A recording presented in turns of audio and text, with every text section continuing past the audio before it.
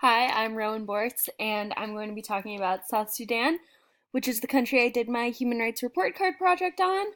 I gave it an F, as I will explain later why I think South Sudan is currently a failed state.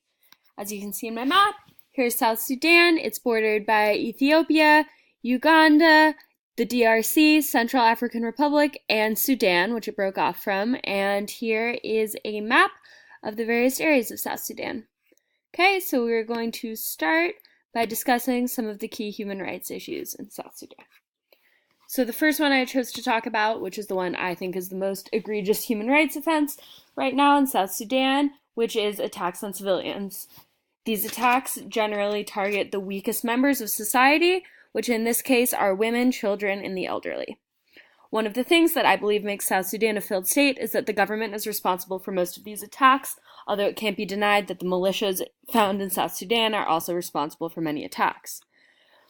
The UN mission in South Sudan, which is also known as UMISS, as I will refer to it later in this video, documented 40 villages that have been attacked by the government, leading to 232 civilians killed.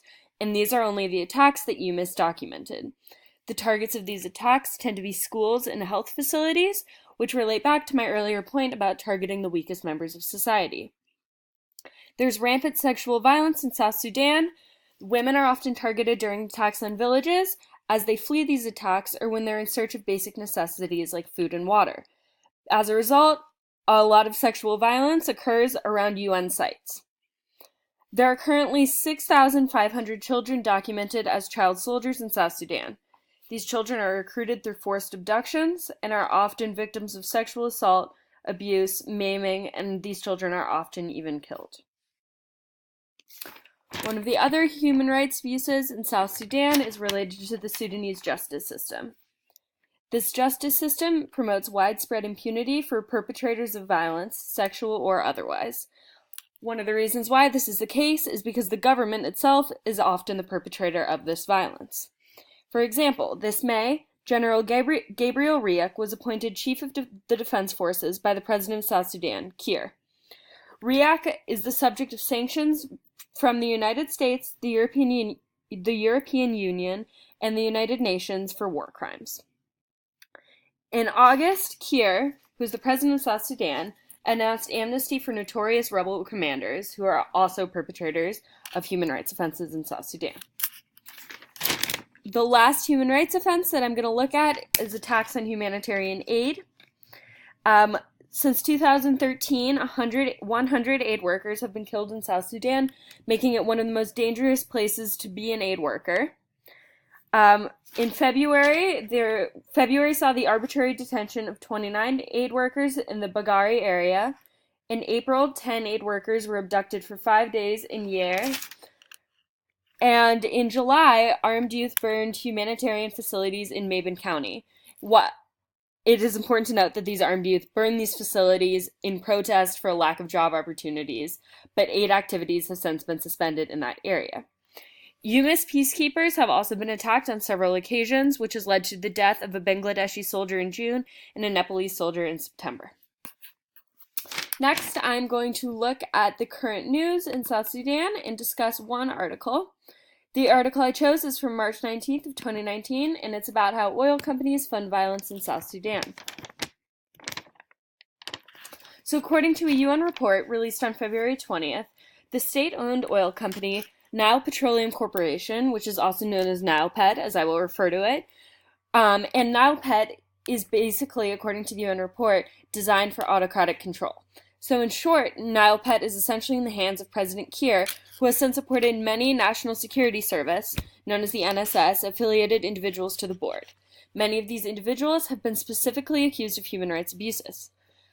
Much of NilePet's revenue goes to the NSS, where it is used to purchase military weapons.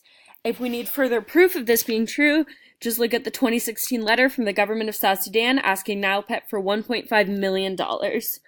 Oil income makes up 98% of the South Sudanese government's budget, and 82% of South Sudan still remains below the poverty line. So the money generated from oil in South Sudan is basically just going into the pockets of those close to President Kiir, those in charge of the country, while the common people suffer. Nile Pet is technically a private company, although it's obviously heavily influenced by the government, so it isn't subject to many of the regulations that government-owned companies would be. The United Nations is heavily pushing for more transparency in Nile Pet to try and create more fairness in the government. So next we're going to look at some images. Okay, the first image we're going to look at is right here, and we're going to discuss some ethnic violence in South Sudan.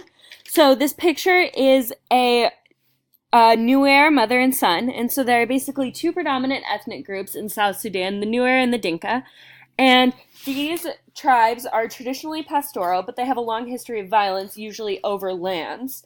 However, in 2013, the Nuer president, Riek Machar, was overthrown by the current president, Salva Kiir, who is a Dinka, and basically this act incited mass violence in South Sudan with thousands of casualties, and now there are more than 100,000 people internally displaced. So our last picture we're going to look at is right here, and these are three young South Sudanese women. We're going to discuss child marriage. 52% of women in South Sudan are married before 18, and one of the reasons this is because there's no legal framework in reference to child marriage, and it's incredibly unclear whether or not it's actually illegal. And more reasons are widespread poverty, as often dowries are given for child marriages. Forced marriage and prostitution often occurs during armed conflict. Sometimes children are married for family honor and as a result of traditional gender roles. So all of these things combined are why I decided South Sudan was a failed state, mainly because of government involvement in many human rights abuses. Thank you.